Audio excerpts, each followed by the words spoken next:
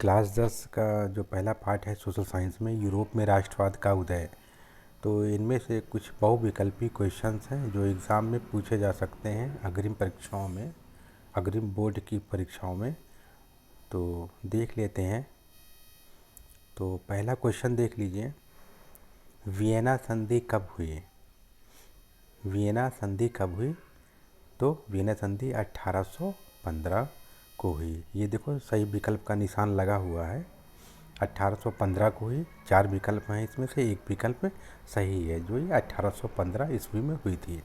तो दूसरा क्वेश्चन देख लेते हैं, निरंकुशवाद का अर्थ क्या है?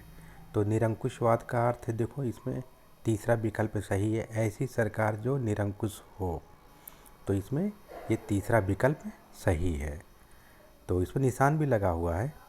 तो अगला देखते हैं क्वेश्चन, जर्मनी के एकीकरण में किस व्यक्ति का योगदान सबसे महत्वपूर्ण रहा है?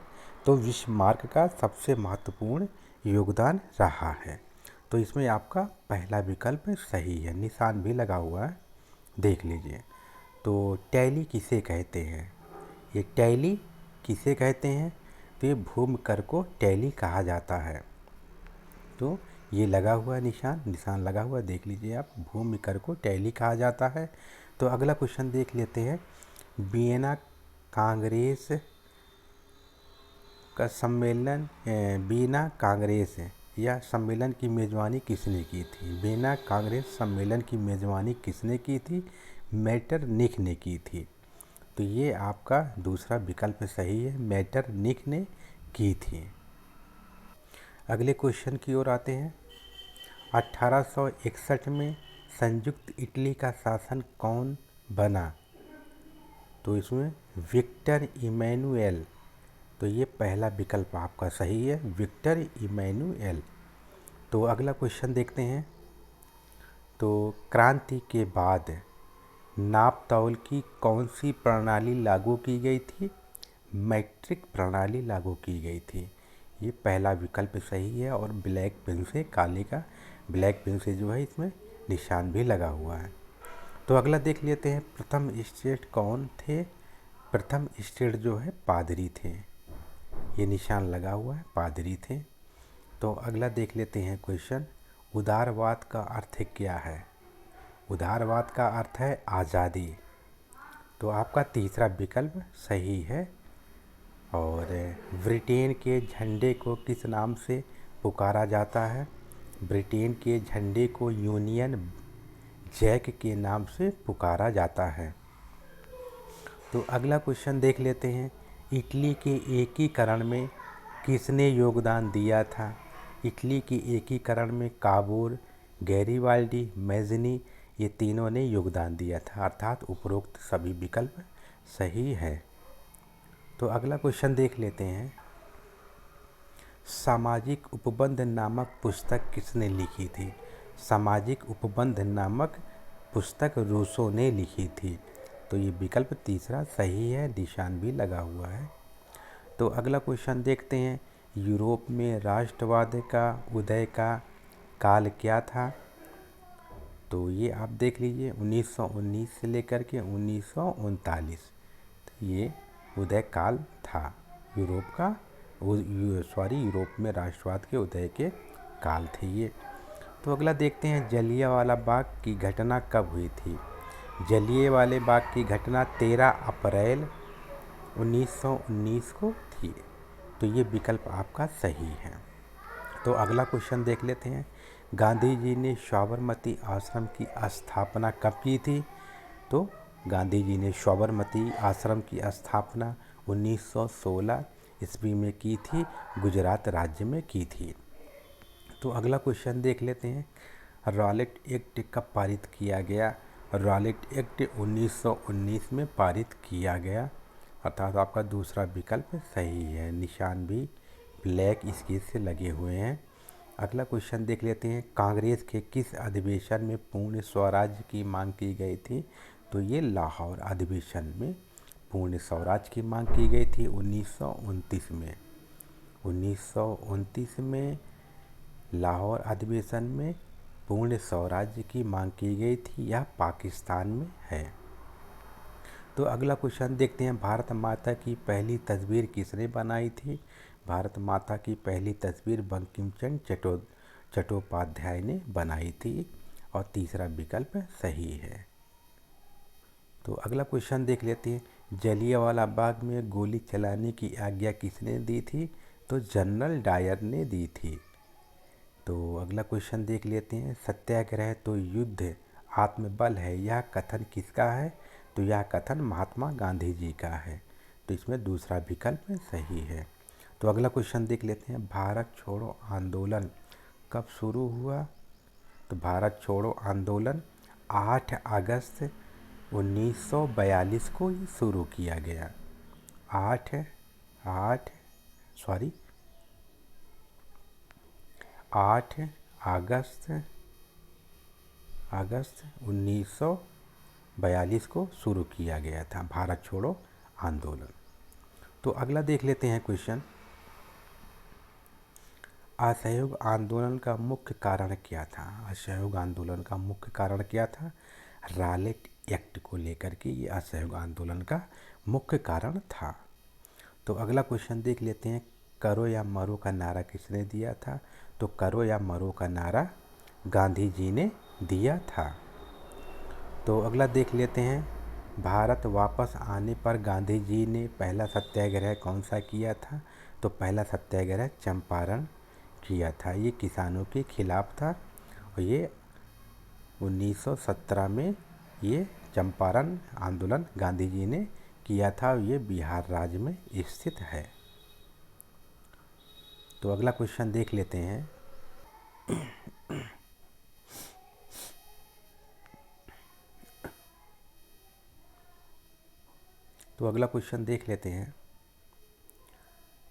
पाकिस्तान की मांग मुस्लिम लीग द्वारा किस अधिवेशन में की गई थी? तो ये लाहौर अधिवेशन में की गई थी। तो अगला क्वेश्चन देख लेते हैं, 1917 ईस्वी में कौन सी घटना ने राष्ट्रीय आंदोलन पर गहरा प्रभाव डाला? तो ये रूसी आंदोलन है। तो अगला देख लेते हैं, निम्नलिखित में से कौन सा आंदोलन गांधी जी ने नहीं चलाया? तो ये खिलाफत आंदोलन गांधी जी ने नहीं चलाया है। तो अगला क्वेश्चन देख लेते हैं, आनंद मठ उपन्यास के लेखक कौन है? आनंद मठ उपन्यास के लेखक बंकिम चंद्र चटर्जी हैं। तो अगला क्वेश्चन देखते हैं, चौरी चौरा में हिंसात्मक घटना कब हुई थी? 5 फरवरी 1922 को ये घटना हुई थी। तो अगला क्वेश्चन देख लेते हैं, स्वराज मेरा जन्मसिद्ध अधिकार है और मैं इसे लेकर रहूँगा, यह कथन किसका है? तो यह कथन जो है बाल गंगाधर तिलक का है। अगला क्वेश्चन देख लेते हैं, जर्मनी की एकीकरण की आधारशिला किसने तैयार की? तो जर्मनी की एकीकरण की आधारशिला नेपोलियन बोनापार्ट ने तैयार की। तो अगला क्वेश्चन देख लेते हैं, फ्रांस की क्रांति का अग्रदूत किसे कहा जाता है? तो फ्रांस की क्रांति का अग्रदूत रूसो को कहा जाता है। तो अगला क्वेश्चन देखते हैं, फ्रांस की क्रांति में मुख्य भूमिका किस वर्ग की थी? तो फ्रांस की क्रांति में मुख्य भूमिका जो है मध्यम वर्ग की थी। तो आपका तीसरा विकल्प सही है। तो अगला देखते हैं, मॉन्टेस्क्यू ने किस सिद्धांत का प्रतिपादन किया था? तो अधिकार विभाजन का जो है प्रतिपादन किया था, ये आपका विकल्प सही है। तो बिस्मार्क जर्मनी का चांसलर कब बना?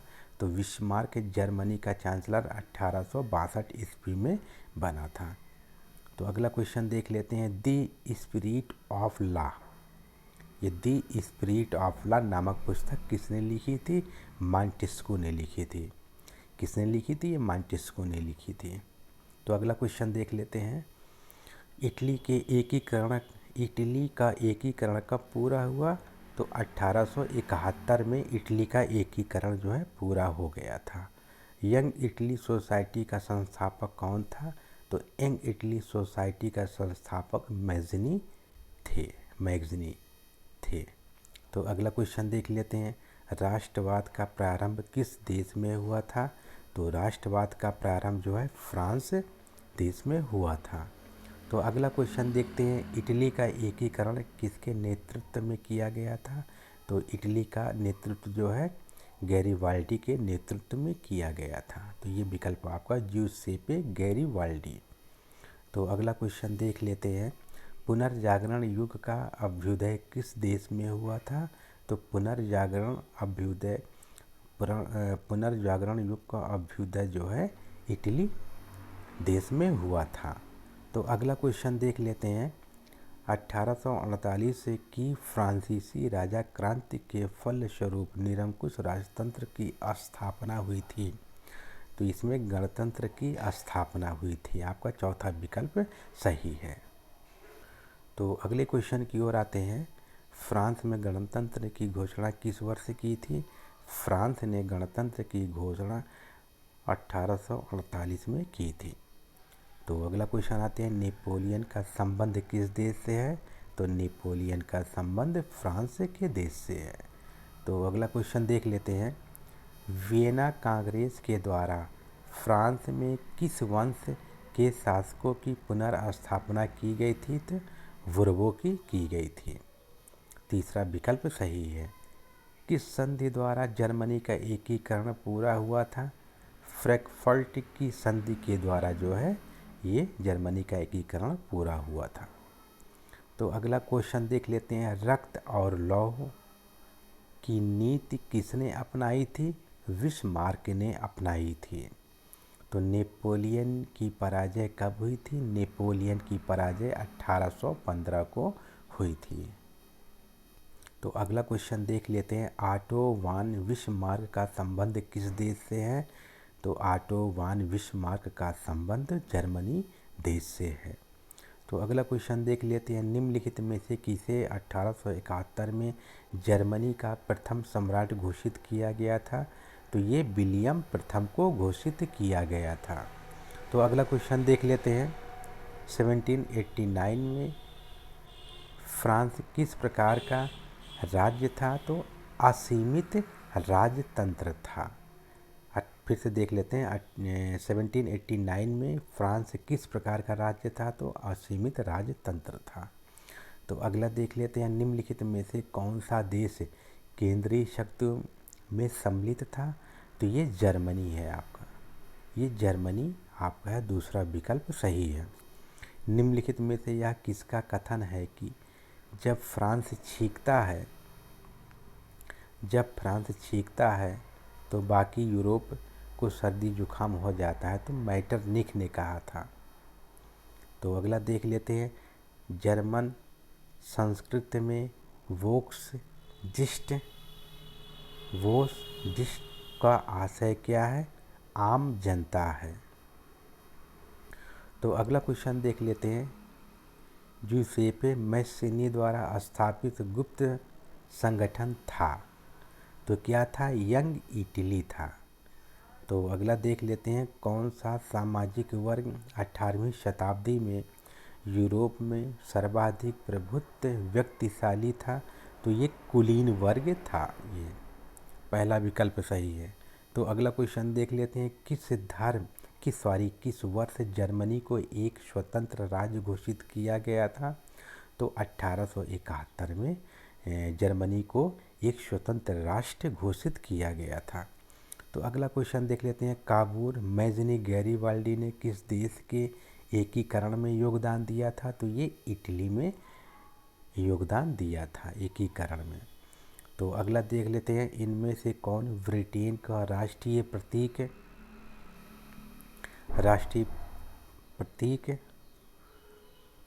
था? तो यूनियन जैक है।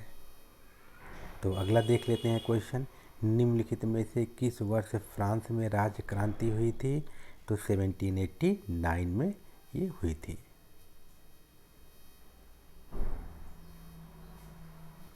अगला क्वेश्चन देख लेते हैं, किस वर्ष फ्रांस में नागरिक संहिता, जिसे नेपोलियन संहिता के नाम से जाना जाता है? फिर से देख लीजिए, नागरिक संहिता या नेपोलियन संहिता के नाम से जाना जाता है। कब हुआ था ये? 1804 में हुआ था। तो अगला देख लेते हैं क्वेश्चन। मैटरनिक ने किसे हमारी सभ्यता का सबसे खतरनाक शत्रु बताया है? तो ये मैत्स्यनी को बताया है।